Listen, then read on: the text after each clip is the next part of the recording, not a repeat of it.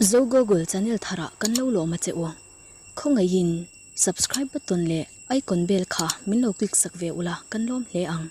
WhatsApp number 9612 608 775 pa biak thereng kan ni e ole hacking lampang garong khoi chole dona wangin amhan ro tangkai ber mai game guardian ole dual application man thena parallel space 34 and 64 32 and 64 bit download dan kan zero wangang masibara chonin chrome khanin game guardian latest version ti khan search la tichoni ta hianin gameguardian.net ti opna hiani lutanga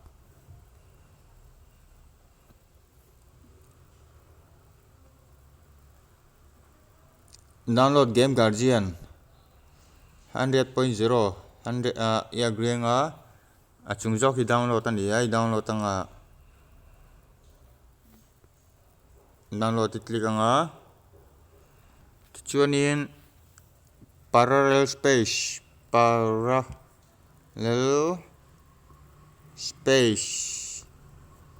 32 bit and 64 bit ti hian search la ni lo lang halanga i click anga chuanin download file ti oma ten click la download this file ani click anga tan chung bari download halanga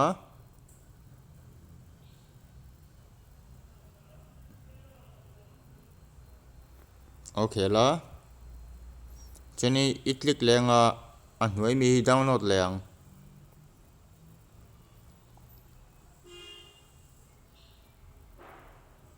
i click lenga anhoi mi poi download leng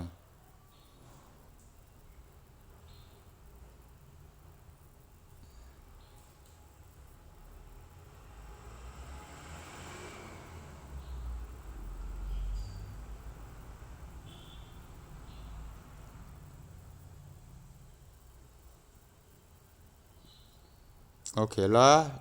click le la anhoi ber poi download leng Android version amhan the chin khom veta a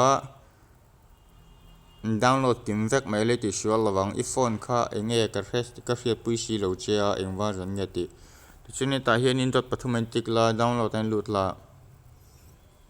download mel game guardian zo to a kan open anga chuanin install la kan lut anga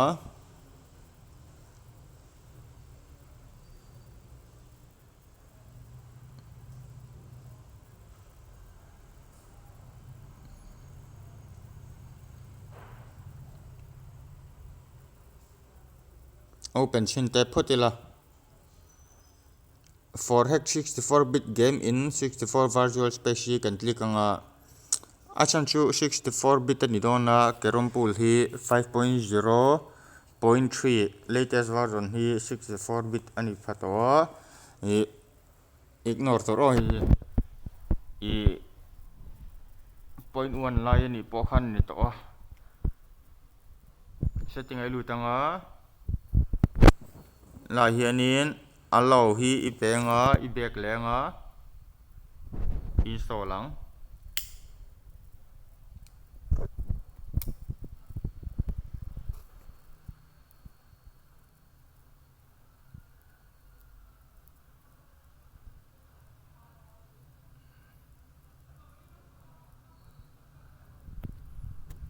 ignore la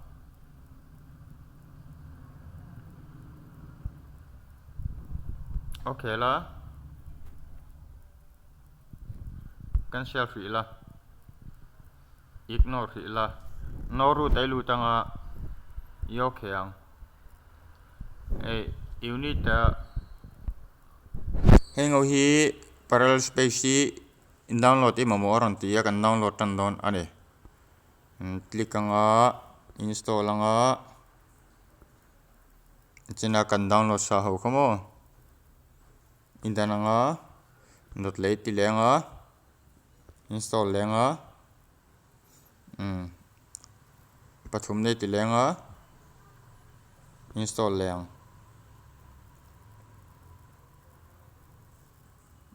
indananga open tala hei hi mun khata da khom vekila ol sama khoi le po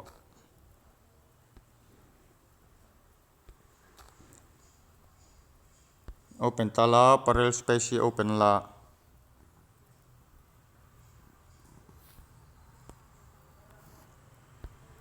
pakhazoki open ang khatinga om chuan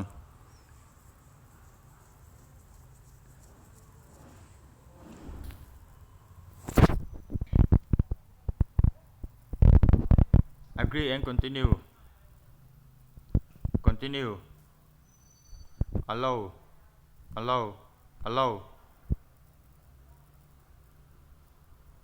start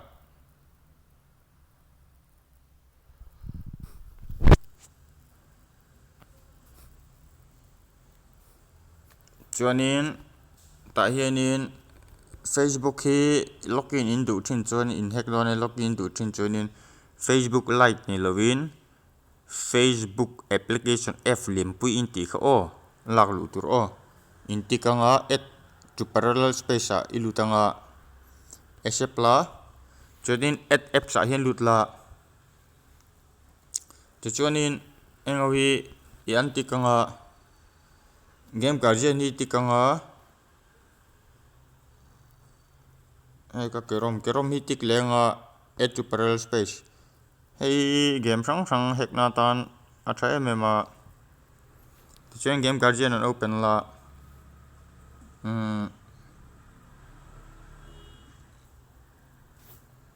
sorry ami ro thiam lo kula khachu ani ro jok ka lo select pal hlau mai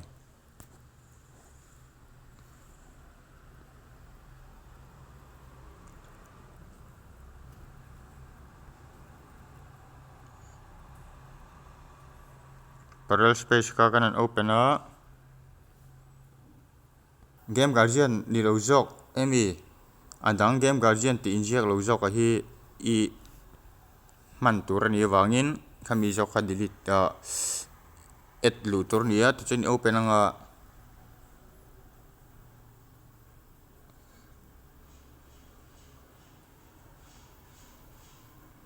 ne parallel space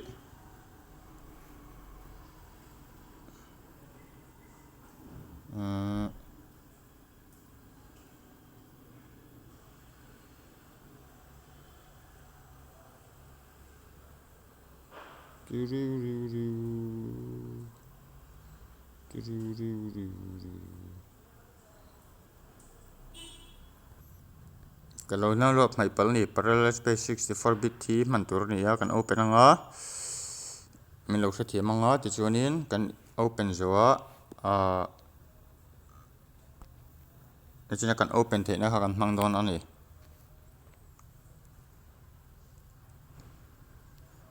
abuar choer da ulak nga masangun takin in chuanin hria thiam lo tur pakhat ma omlo olsam te ani continue to app sang lutanga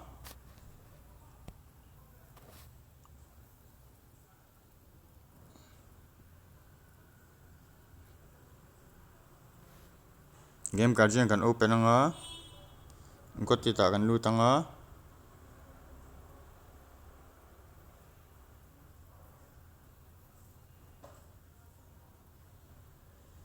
allow kan penga ignore anga start kan click anga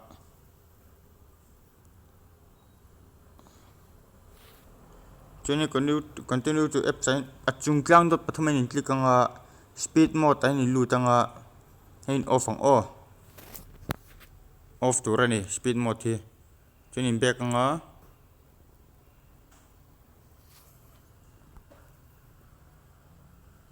game guardian kan open lenga fix it ai lutanga prevent up unload hian level 1 ai danga okay la strata ai lu tanga manin omje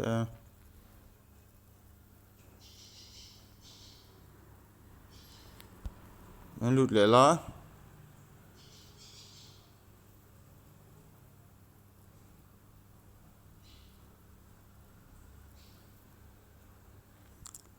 for hex 64-bit game in virtual space mi click anga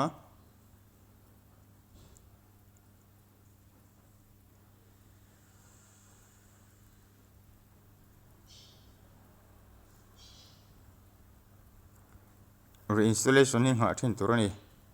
setting ai lu tanga I on anga allow application install I back anga install ang AIC ti ni ki o chin che tur okay la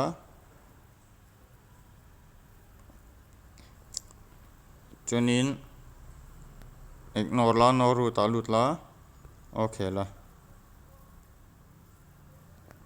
chunin just one hi ngai to lova game guardian hi open la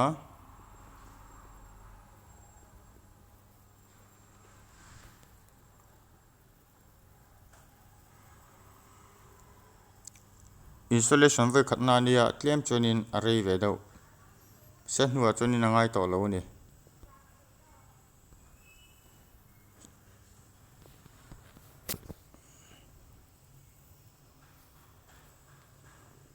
restart la chuanin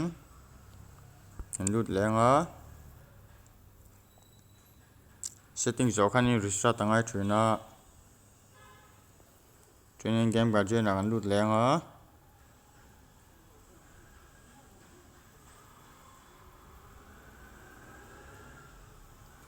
strata kan lutang chuanin pop up lo to hi mo he chuanin continue to apps an lutanga kerom kan open ang grant allow